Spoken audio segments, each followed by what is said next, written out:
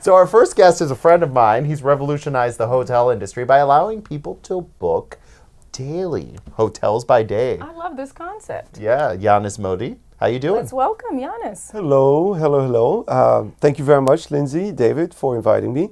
You're welcome. Yeah. So how did you even come up with this concept, Hotel by Day? Yes.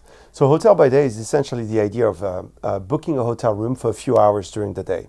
The idea is to provide flexibility in an industry like hospitality that is quite rigid, right? Because unless you are a VIP or you've got some status symbol with a big brand, you won't be able to check in before 3 p.m. and you must leave the next day by 11.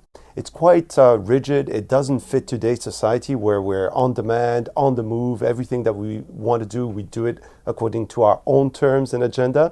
And yet hospitality is telling you, no, you landed at 7 a.m., but you cannot check in until 3 p.m. and you're groggy all day long and it's a pain. Yannis, I'm one of those people who gets off the plane in Europe and I demand my hotel room at 7:30. I am one of those people. Boy, do I have something for you. Yeah. So how does it work? So you basically have access to a hotel immediately. So yes and no. We're one layer of flexibility to an industry that's been quite rigid so far. And so what we do is that we monetize hotel rooms that would otherwise be sitting empty all day long, right? Because even when a hotel is 100% sold out the night before and the night coming, there's about 20% or 30% of the guests leaving very early in the morning and other guests coming in very late at night. So about 40% of the hotel is sitting empty all day long from 10 to 4. So what we do is that we make the check-in starting around 9 or 10 a.m. instead of waiting until 3 p.m. So it's not exactly according to whatever and whenever you want it. We're going to get there soon, but we need to move in, lock in step with the industry in order to bring one layer of flexibility and then move on to second and third and fourth, which we actually are progressing now after 4 years into. Yeah, there's that open window there. I think that's smart. And that's how you're able to convince hotels to buy into this idea. Yeah. So we started 4 years ago with the angle of you can monetize rooms that would otherwise be sitting empty all day long. And it makes sense. It does make sense. Then we sense. realized that actually there's a bigger opportunity out there, which is a customer acquisition. You see, half of our guests live within 20 miles of the hotel that they book. So essentially it's suburbanites coming to a major city like New York, San Francisco, LA, Miami, all the major cities that we're into in the United States. So basically, instead of shuttling back and forth between home and office and then back at work, back at a night event possibly, you could use a hotel room for a few hours to shower, nap, relax, red-eye refresh. Sounds nice. Instead of hanging out at the hostel Starbucks here in this in the city. Exactly. They don't even have seats anymore. They're just kind of like, get your latte and get out. Right. Yeah. So what we tell the hotels now is like, you're actually missing out on an opportunity of acquiring new customers that you did not necessarily talk to before. Because a hotel, prior to us, was just selling hotel rooms to vacationers coming from out of country.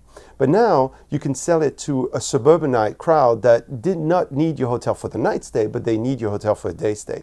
So basically, long story short, to quote a CEO of a major brand, there's 7 billion people on the planet, 2 of which travel a lot, 5 don't. So we communicate to that 5 billion people mass market.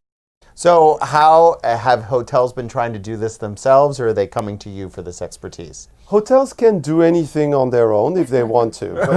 But left to their own device, they're quite restrictive. You see? They're traditional, huh? They're traditional. These are industries that haven't quite been disrupted, like media's been disrupted by Netflix and Hulu, etc. But hotels are still living in the 1980s. Why is that? Well, technically, David, they are the oldest profession on earth. If you look on Wikipedia, you'll see that the oldest businesses alive today that started like in the Middle Ages, 3 of the top 5 are hotels. So it tells you it's quite rigid, it's quite structured, it hasn't moved ever since, and technology is now changing the whole game for them.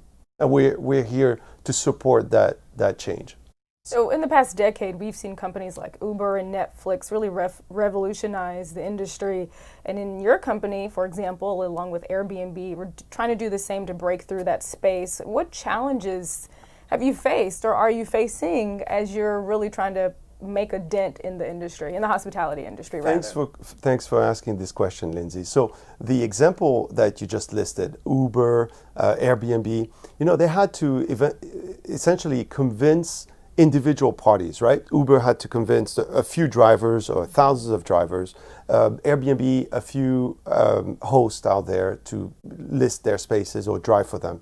But us, we're faced in having to convince an industry that is quite rigid, quite structured, that went to school with a certain level of behavior, and we're telling them you need to change your behavior. So our biggest challenge is actually convincing quite of a stratified industry to be more flexible. So instead of us going to the individual players, we're talking to major corporations and companies that have been doing the same thing for years. And so therefore our barrier of entry or our, let's say, resistance is the fact that we need to convince people that have been doing the same business for a long time and that don't necessarily see it the way that we see it, the way that we're ourselves familiar with, having everything on our phone and doing everything according to our own terms. They don't necessarily see it like that. But it's changing. It really is. In the last 4 years, we're seeing that now a lot of the conversation is coming to us to ask us questions where before we were like begging, at the door. Yeah. So before you leave, one last question here. Yeah. We had the founder of Coffee Meets Bagel on a few weeks ago, and she has something in common with you. She was also on Shark Tank and left without a deal. Uh-oh. What was that like? It was stressful. It was exciting. It was similar to being here, but a lot more stressful.